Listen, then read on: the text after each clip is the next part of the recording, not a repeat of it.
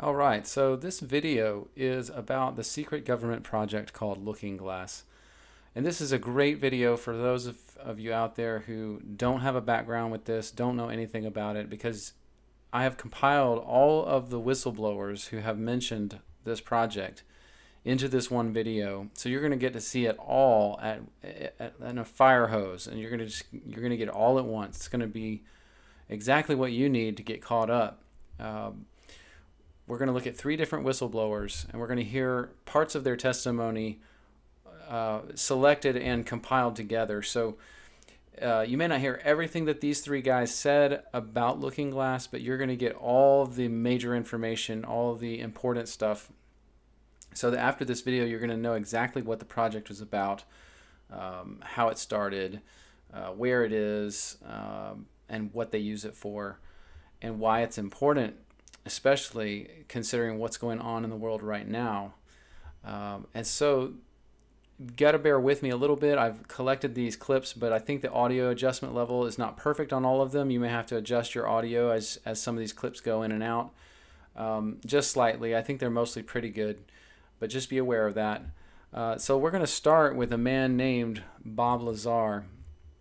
Now, Bob Lazar first became a whistleblower in 1988, where he came out on the news actually and said that he had been a worker at not just Area 51, but a base named S4, which was an underground base near Area 51.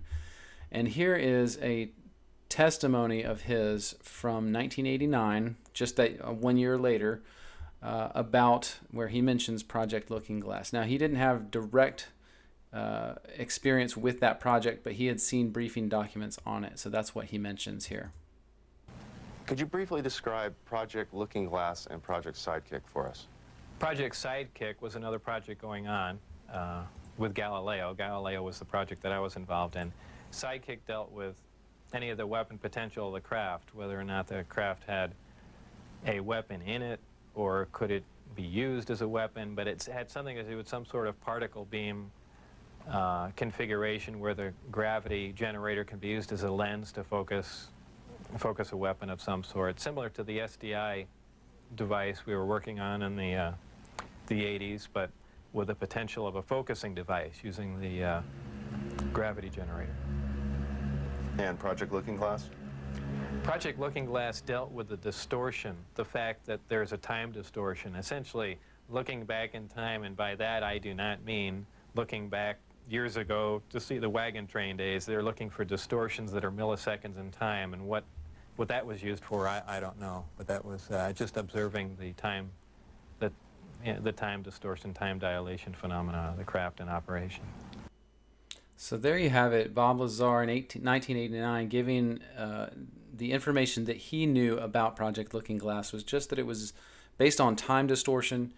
And so I'm going to now show you another clip. He doesn't give any more information, but I wanted to show you this clip. It's an interview he did with Joe Rogan, and not too many years ago. I don't know if it was in the past 2 years or something like that. But this will let you know that his story has not changed about this project in 30 years, and I think that says something about his credibility. So here's that clip. Again, the only thing I could verify was what I had my hands on. There was talk of weapon systems, that there were different projects. Project Galileo, Project Sidekick was supposed to be weapon applications of the craft.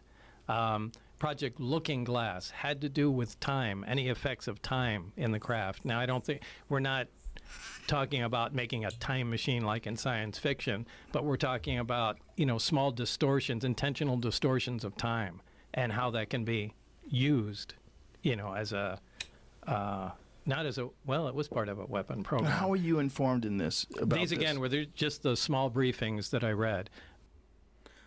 All right, so there he again reaffirms that he had access to some briefings at one point during his employment at S4, the base near Area 51, where he saw these documents about Project Looking Glass. And all he knew was that it had to do with time and time distortion. And so that at least is our first whistleblower, and he came out again in the 1980s with this information. Now we're going to go on to a different whistleblower. His name is Dan Burish, who also had experience with the project. And so here is a clip of Dan Burish introducing himself in an interview with Project Camelot, which is, you can look them up too if you get interested in this. But here you go. I'm a microbiologist, a retired one now, but continuing somewhat the practice involved in a very unusual project called Lotus. I am a 20-year retiree from Majestic, first having been brought in 1986 under the auspices of the Committee of the Majority, and specifically working for the Majestic 12, assigned to Project Aquarius. All right, now he's going to actually explain where the project originated from. Okay, so this looking glass technology comes from cylinder seals. Originally, yes. How? Originally, it was a series of instructions for accessing the wormholes which naturally pass in the hyperspace in which we find ourselves. And from there, they worked on the technology. They built the equipment from the instructions. After building the equipment from the instructions, they began to tweak it and find different things out about it. One of the things that they found is that they could actually use it as a peering portal, like a peering glass, if you will, to see different aspects of not only the future but the past. Are these Sumerian? I would say that they slightly predate the Sumerian time frame, but that some of the information which came down from cylinder seals that slightly predated the Sumerian time frame were then recopied in Sumerian seals as well. And those cylinder seals, oh yes, and those cylinder seals, to the best of my knowledge, have all been obtained. From Iraq. Some of them from Iraq, yes. Some of them from Some of Egypt? them from Egypt, some of them from other countries where they were being stored. And I really don't want to get my country into too many problems here. and you've got go ahead. For a second, it's All right, so he explained there that the initial plans for the project Looking Glass came from Sumerian or, Mesopotamian cylinder seals that had been found by various governments, and then equipment put together based on those plans. And now here's another clip where he's explaining a little bit about the location of the Stargates, or portals as he calls them, related to Project Looking Glass and what has happened to them over the time. Well, we had Looking Glass technology and portal, actual Stargate technology in Iraq as late as the start of 2003. And a lot of countries didn't want us to enter Iraq. We did though, didn't we? Right. But how is it that, in other words, it sounds Muammar like... just handed his two over. We just told him that we were going to make him rich beyond avarice. And he was a little smarter than Saddam, that's all. And so what he did is he handed them over and says, "Oh, please come into my country." He says, look at my my equipment to make sure that I'm not making any weapons of mass destruction. Meanwhile, out the back door goes the two that Saddam actually had transferred over to him. Cylinders. Equipment, Stargate activating technology, for them to experiment with. They were experimenting. But if the Looking Glass technology is the same thing, is access as a wormhole. The technology Essentially, accesses a wormhole. Yes. It also accesses Stargates. Well, that's essentially the same thing. I've been using the term Stargate Stargates technology as occur... meaning a machine that accesses a wormhole by spreading out the energy, the strange matter, or whatever it is, and I'm not a physicist, that spreads it out in a compatible way to either communicate through it or passage of information. And that includes also... But it occurs naturally. Stargates occur naturally. Indeed, they do. All right, so just a little more information there about the Stargate technology, the Project Looking Glass technology. And I just wanted to mention, I'd forgotten earlier, but these interviews, Dan did a few interviews with Carrie Cassidy of Project Camelot. over a few years. I believe this one was about 2006 is when he did this interview and came out with this information. But props to Carrie Cassidy. She's been devoting her life to this type of thing for a long time. So I encourage you to look her up if you want more information. One more clip from Dan Burrish. He's going to talk about some of the things they saw as they started using Project Looking Glass and using it for trying to predict future outcomes. So let's take a look at that. The numbers that we received before the Looking Glass was shut down, dismantled, was that there would be a 19% probability with an 85% confidence that the disaster would occur, that there would be a transitioning from timeline 1 to timeline 2. But that then means that there's an 81% chance that it won't. And so the individuals who want to carry the negative, I'm convinced that it's going to occur, are not presenting the facts. The facts are, this is the material that we have available that we know. So what you're saying is the Illuminati, to get back to that thread, Yes. is basically the side that believes that the transition is going to occur from one timeline to the other. Not only do they believe that it will occur, they want to provoke it. But how does it benefit them to believe? All right, so that shows you a little bit, and I realized there that there's not a lot of background for what he's saying in this little clip, but I didn't add more here because we're going to see in the next whistleblower, whose name is Bill Wood, he's going to really expound on this timeline idea and the things they saw about a catastrophic future versus a awakening or enlightenment type of future. And so that's coming, but know that it's not going to stay where it is. You're going to learn a lot more about that in just a minute. Now, I wanted you to see that Dan Burrish actually collaborated with a few different researchers because, of course, once he came out with this information, everybody was interested in hearing about it. And as he collaborated, a few different artists put together renderings of the Looking Glass machine, if you will, based on Dan Burrish's testimony. So here is one rendering that someone did in a 3D CAD program of the Looking Glass machine. Here are some better ones that were done as well with some nice 3D CGI graphics. And these are just different views of that. And these are on the internet. You can find all these. It's just I've compiled them all here in this video for you. So there you go. And if I remember correctly, he as he told about this thing, this produced and used an argon mist in the middle to and somehow used, I think, supercooled liquids in helixes or spinning around the center of this thing to create the time distortion, the distortions that they were able then to hook up to computers, to machines, and then calculate probabilities of future events based on inputs of decisions. And so they would, set all this up and then run it through the system and see what the outcomes were going to be in an effort to predict future events.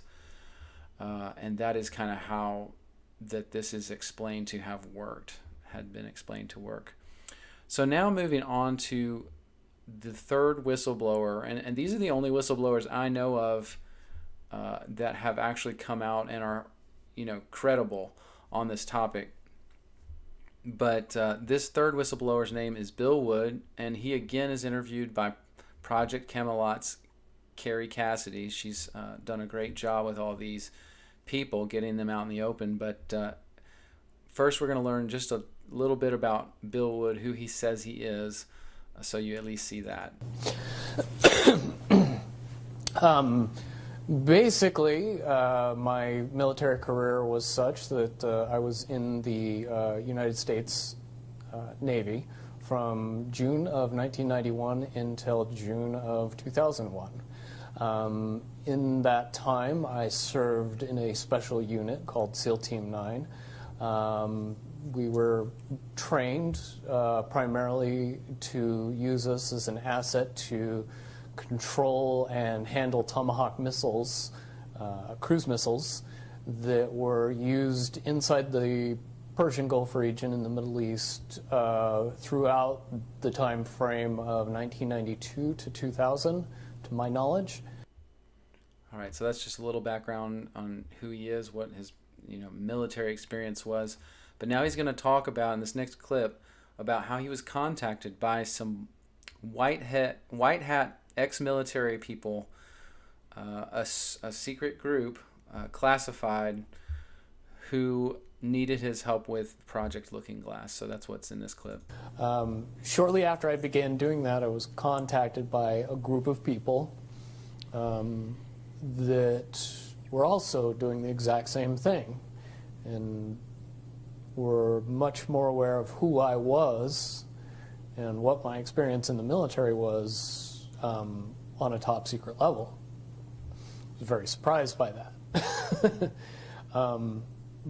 But I learned very quickly that there's people out there with a huge amount of information that are fighting for the good guys. Okay, so in essence, you were contacted by a group of what we call white hats. White hats, I call them oath keepers, but essentially they're the patriots that our government would classify as terrorists. Okay. But they are ex-military by and large, and some of them are still in the military. I would assume a large number are still in the military or the government, in the FBI, Secret Service, CIA, any alphabet agency. There's got to be a percentage of people that are seeing the day-to-day and going, this is wrong, we got to do something.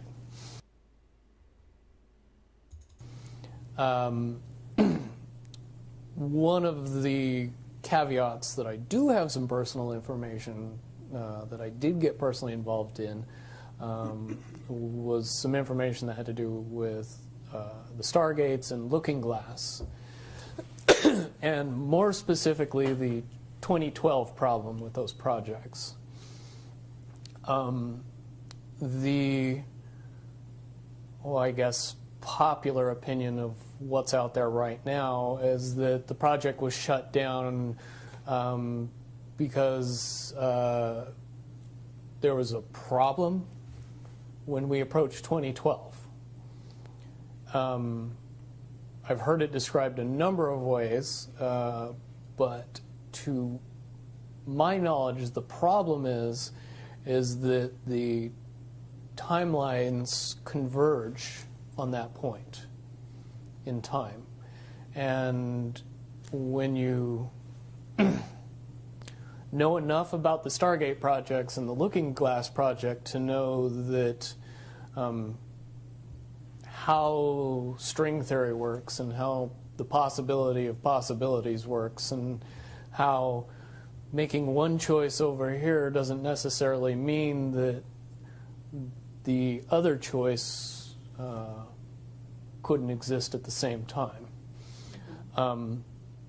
But once you get your brain wrapped around this subject, you find out that at the end of 2012, in an easy way to put it, the choices that we make become less and less consequential to the future. And eventually we're pushed into this bottleneck of time, no matter which choice we make. And that's important to the people that had access to Looking Glass, because they would use Looking Glass knowing the choices that they would make and the future would pop up. The big mistake was coming up with the possibility of future. And when we started using a computer to say, well, if we make this choice, it's 79% possible that this scenario happens, and 23% are possible, or whatever, I'm using round numbers, that this scenario would happen. The understanding at the time was that was realistic. However, if you go down the road further and free will continues to exercise itself on this game, that 79% possibility sometimes changes very, very fast. But if you look at the situation in a point of time, it seems very realistic that that's the greatest possibility. What happened was people, very smart people, began to figure out that something big was coming up. Something that made it so all the possibilities of all the future scenarios of any choice, any possibility that was fed in and observed through the looking glass inherently ended up in the same future. And no decision and no possibility changed past a certain point. That's the big secret. Okay, so is that certainly 2020? All right, so just to recap what we just saw, Bill expresses here that as he worked on this project and found out what had been done on it and started to get involved with it, he realized and saw that they had been running probabilities into the future for a while with this thing, and they kept finding that after 2012, every possibility that they fed in would always end up at the same event in the future from 2012. So as they would run these different scenarios time and time again, if they went past 2012, they would always converge in an event, some big happening that everything then coalesced into, and that no decision that was made prior to that point was going to change anything about that point in time. Now, he doesn't mention what point in time that is. I have thoughts on that I'm going to share at the end of this video.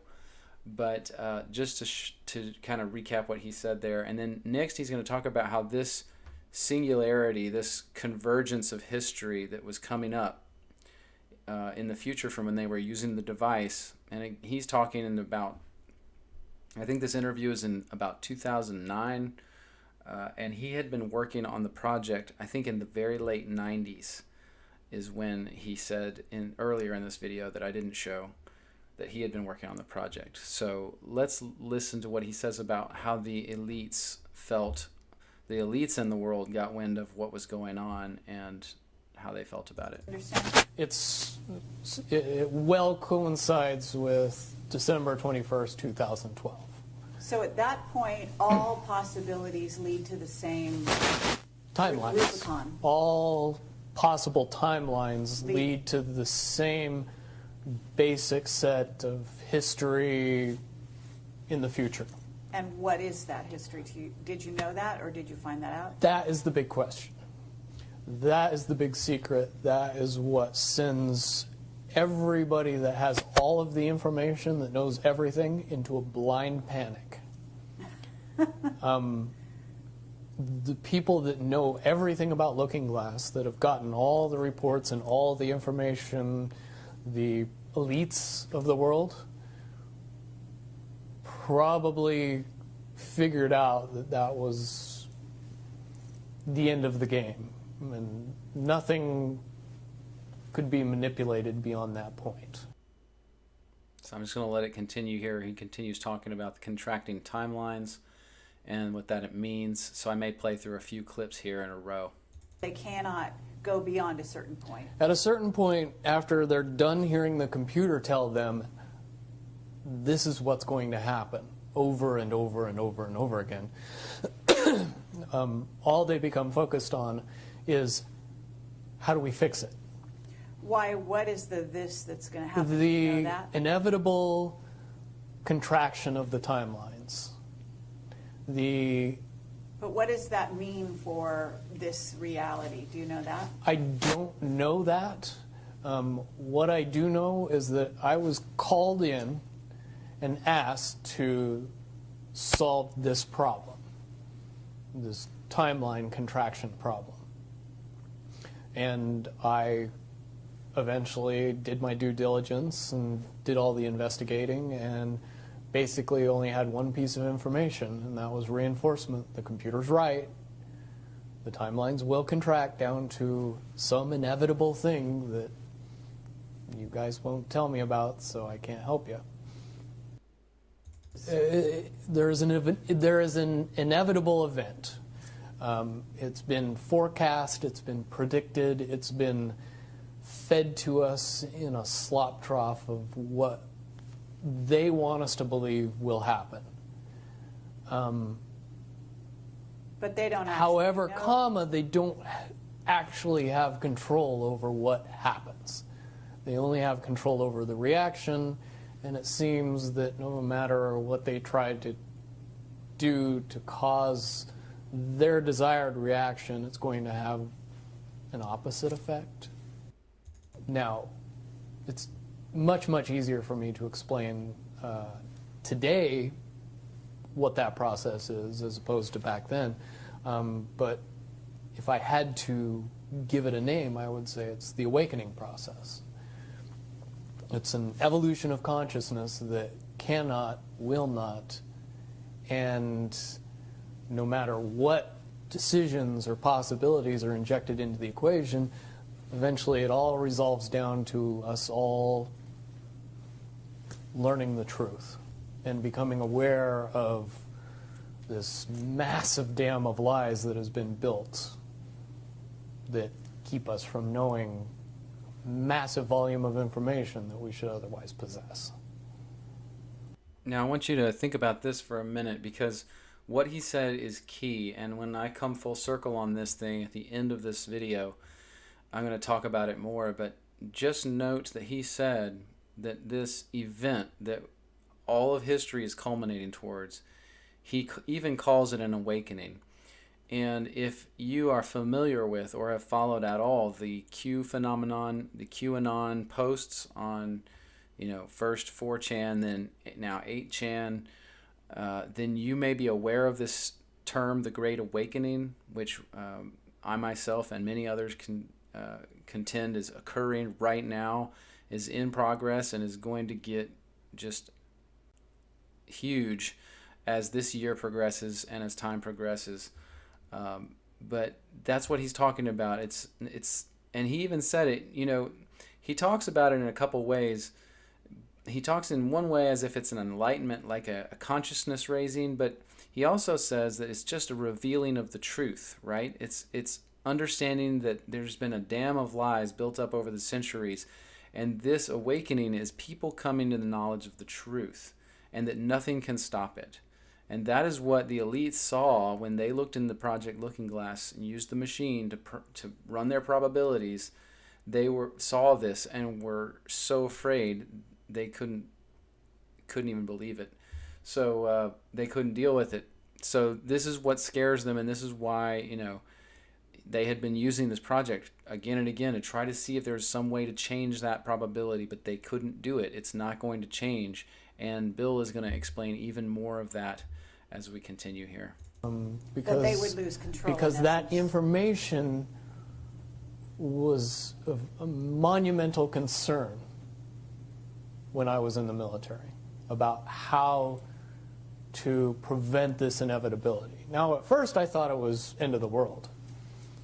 Now I see end of the world as end of their world. Yeah, note that he said that, that the elites felt like it's the end of the world, but it's really the end of the charade that they've been playing on the people of Earth for centuries. And it's the revealing of truth that has been hidden for my whole lifetime, probably for many lifetimes. So that is what they're seeing through the project there. Now this part that I'm about to play for you is probably one of the most significant ones for me as a Christian to hear, because he talks about, well, I'll just play it, but he gets into some kind of almost eschatological type of discussion without even mentioning God, but you'll see what he says here. Any attempts to try to go away from this one inevitable conclusion, I again see as a new beginning, an end of this reality, the beginning of something that we can't even possibly understand based on the level of our beliefs currently. But when all that information comes flooding out, there's going to be no denying what's true and what's a lie or what's illusion. We won't have the choice to believe that 9/11 happened because of a bunch of terrorists, because we'll know exactly what's happened. Basically what we're experiencing right now is two master chess players sitting at the board. And one of them looks down at the board and sees that he's in checkmate in 7 moves. And he looks across at his opponent, and he knows that his opponent sees it too. So there's no getting out of it.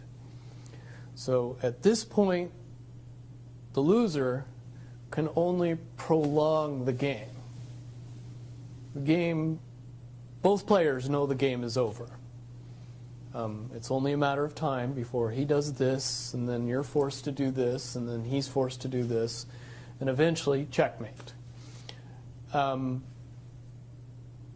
We, as a race, if we could understand that the game is over, that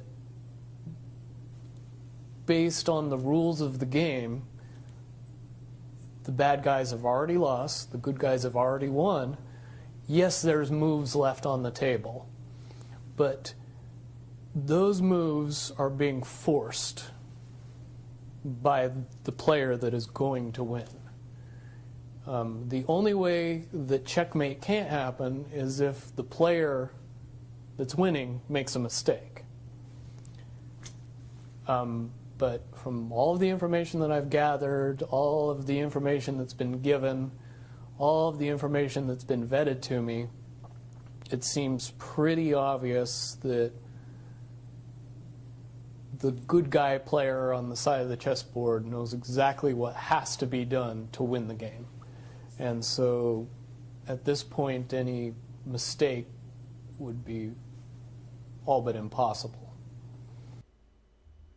All right, now just, to recap that, but to just make a statement and say, man, that to me sounds just like God and Satan. And this is this is the final chess game according to what he's saying, and they are playing it out, but like he says, the bad guy, Satan, doesn't have any moves he can make that will change the outcome. And that's what this Project Looking Glass is all about, is the elites using it to find out about that outcome, and they're freaking out.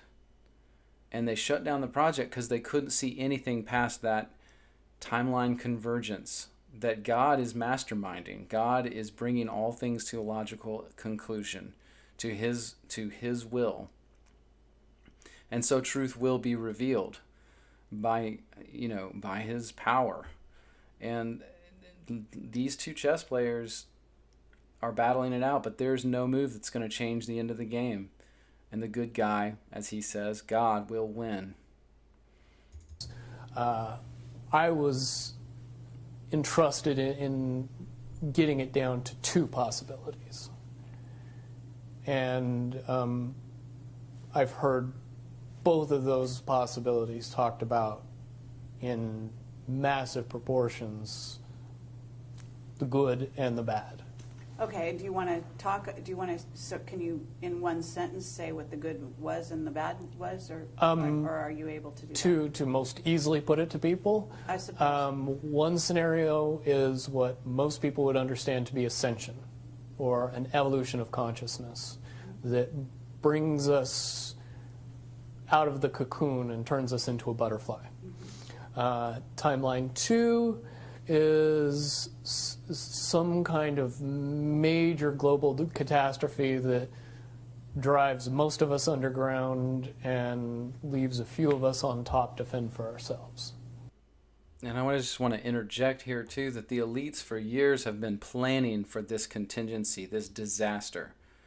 And you know this by the fact that they've been building underground bases And the rich of the world have been building underground shelter homes. And if you do some research online, you will find this out, that they've been doing it for years, because the elites, the money holders, the power controllers of the world, they have had access to this technology because of their power and influence. And they, seeing this disaster on the horizon, or the possibility of it, they have essentially freaked out and started building underground to shelter themselves from this disaster. This is part of what the underground of the Denver airport is. It is a shelter for the elite of the world in case of a global disaster, a place where they can hide and stay safe while the rest are left to fend for themselves. And that's just how evil those people are. Let's continue on with the next clip here, the last clip of Bill Wood. Can you explain why they have been hedging their bets to such a degree on the negative? It's very simple. They're insane. And beyond insane, they have literally deluded themselves into believing that they can somehow manage to get away with what they're trying to get away with. There is a distinct lack of reality in that thinking. And that's exactly what the elites of the world are, is deluded. And so that is the conclusion of Bill Wood's testimonies. Now you've seen now the 3 whistleblowers that I'm aware of that have actually come out with Project Looking Glass information. And now you know more about Project Looking Glass than 99.999% of people on this planet. But I'm going to show you something else, because the elite, the majority of the elite are Satanists. And they, in being Satanists, they not only are evil, but they also have a spiritual mandate. And it is something that it is a law of spiritual. And that is that they must reveal their wicked plans in what they do to those to whom they are doing them. They must ask, in a sense, permission to tear your life apart, to keep you in captivity and bondage, to rule over you in every conceivable way. So I'm going to play one clip more of Dan Burrish talking about that a majority of the people that are involved with these projects are Illuminati and Freemasons and Satanists. And then I will show you some other revelations that Hollywood has actually done of Project Looking Glass. I understand that there's been some kind of adjournment. There has been. And now there's a new body, and it's not going to be comprised of the same people as the old body. True. So why? Why have they changed members? What's the motivation? There's a switchover between 2 secret societies going on. One is handing reins over to the other, and it has been long planned. However, it's not been long known by me, but it's been long planned, probably decades. I'm certain it has to have been for decades. So Majestic is ruled by a secret society, is what you're saying? Well, Majestic has been the most famous, next to probably the Freemasons, secret society of itself. And there are many of the Freemasons who inhabit the Majestic as a consequence of their relationships. The 2 things are happening at the same time. And so their philosophies then, the philosophies of these associated secret societies like the Scottish Rite and the York Rite, are then imparted into the secret society known as the Majestic. So what's the quarrel between... Because you bring who you are to wherever you are. Sure. But what's the quarrel between, say, the Majestic Society or group and the Illuminati? That is a real good, and it's the best question to be asked. Even more importantly than the differences between the J-Rods, because this impacts us I think, now. Many members of the upper echelon, and I don't mean the hard-working people who work on construction sites, for God's sakes, but many people who are in the upper echelon of the Masonic movement, both York and Scottish Rite, have accepted a philosophy which is Luciferian in context and history. Many of the people who are not directly then involved with the Majestic, who are also associated with that Luciferian philosophy, have rubbed up against each other for decades, probably even longer. So somewhere along the line in history, there was a schism between those individuals who have accepted a Luciferian history, Luciferian philosophy, mixed with other secret society people who have not, that ended up in the Majestic, and people who have accepted a Luciferian, almost like a different denomination, if you will, accepted a Luciferian philosophy, who are not associated with the Majestic. In other words, we've got dirty coins on both sides. Okay. And when you say a Luciferian Now, philosophy, meaning a materialistic, and for lack of a better term, when it comes to the actual European Illuminati, satanic philosophy, where they've given their lives, their families, their sacred honor to this satanic thought of creating a world order under the person that they consider the true God, which would be a Luciferian figure. Now, these people have also, separating them from the dirty coins in the Majestic side, these people have also been accepting of the influence of the P45 rogues, who want to justify their own history by our demise of moving from timeline 1 over to timeline 2, the catastrophe. And so the differences between the Majestic group, some of which there have been these Luciferians mixed in, and the true Illuminati group, and they're not even really true Illuminati. I mean, that's a word that comes back meaning enlightened ones, and these people are not enlightened. They're simply under the influence of a false light.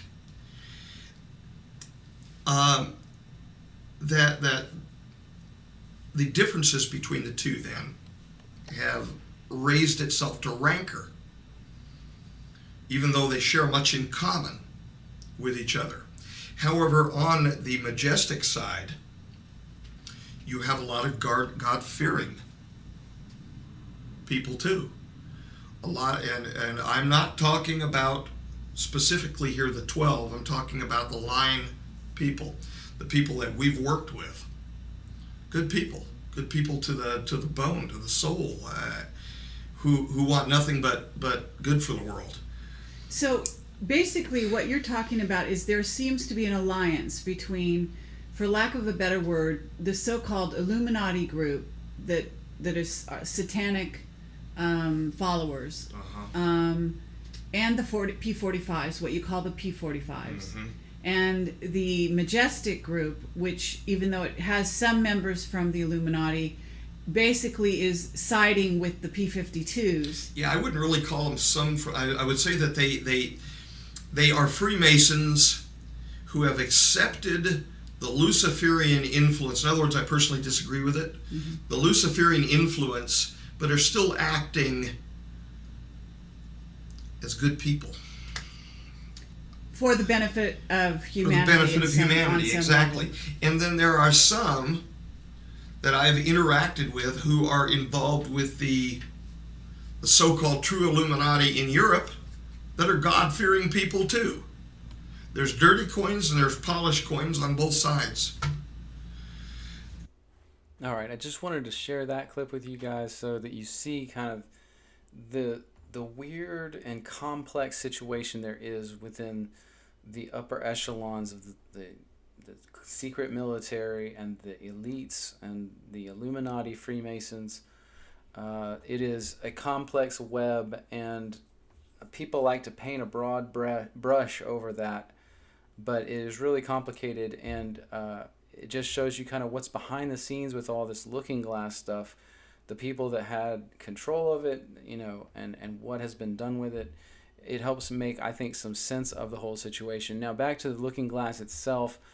And I mentioned before that they have revealed to us the Looking Glass project in Hollywood, whether you know it or not. Now, if you remember back to some of my earlier pictures I showed you of the Looking Glass device that Dan Burish had helped artists make, like these, then it won't be a surprise to you when you see the movie Contact and you see the device that was presented in that movie to us.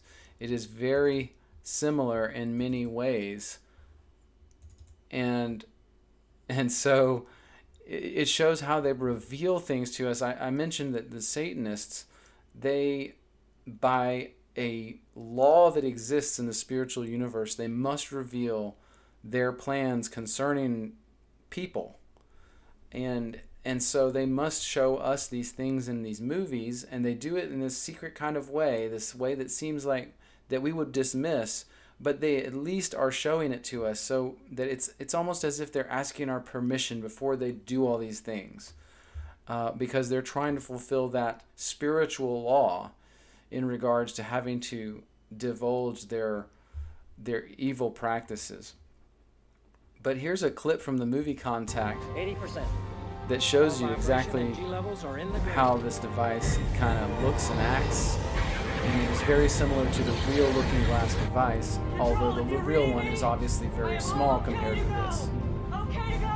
85%. All bearing tips are on the profile. 90%. We're detecting some structural instability. Confirmed. Is she whole? We're within limits. Barely. I'm okay to go.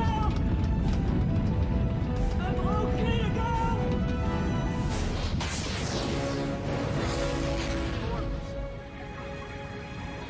My God. 5%.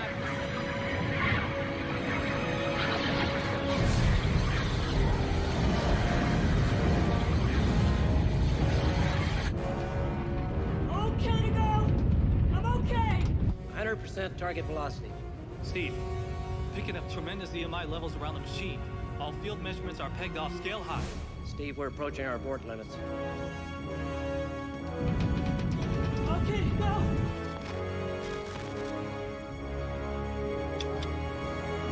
I hear her. I hear her.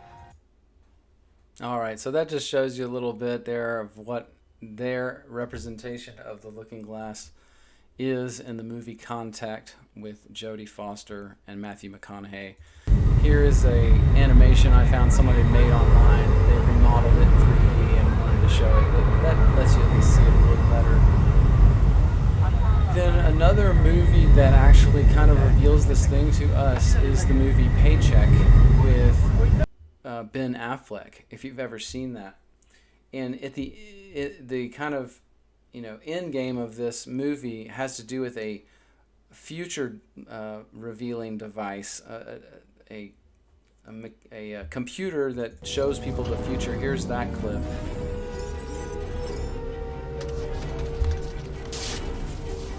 But you can see there, it's the same kind of thought, the same kind of technology looking. It uses this idea of a gas or some xenon mist or something, argon, whatever it is, to activate this device that lets them peer into the future. And just to give you a little more, there are other drawings that Dan Burish, again, has done with artists. These drawings I'm about to show you were with a guy named Michael Schratt. He put these CAD drawings together of what Project Looking Glass would actually look like in real life. And so it just gives you an idea, more detailed, of what that device looks like. And this schematic is not only of the device. The device sits in the kind of left of center there in this room. And it's a schematic of one floor of the base S4 that Bob Lazar had actually mentioned working in. And this was where these guys testified that the Project Looking Glass device resided, at least one of them, at the one that exists here in the United States at Area S4, Base S4. Here is that with these items highlighted. Now the reason these are highlighted is you'll notice it's called Alice's floor, and there's a white rabbit. Now if you are a follower of Q and the Q posts, the QAnon posts, then you know that he has mentioned Alice in Wonderland many times throughout his posts. He also has mentioned, Q has mentioned the Project Looking Glass in one post. And there are plenty of places you can go to see those posts. I'll let you do that on your own, but just note that those references likely have multiple meanings and most likely reference not only other things, but also Project Looking Glass and the fact that Q being one of the white hats, and you remember Bill Wood mentioned in his testimony that he worked with a group of white hats he called the Oath Keepers. I truly believe that these guys are connected to the Q group in some way, or at least are may not be the Q group, but are in contact with them, because they seem to all have knowledge of this looking glass device and have been trying to use it to find a way to protect people during this situation where there's going to be this convergence of timelines. And they are obviously working towards the good timeline where there is a awakening, where people learn the truth about their world and about all the things that have been hidden from us from decades and centuries past by the power controlling elites who have run the world for so long.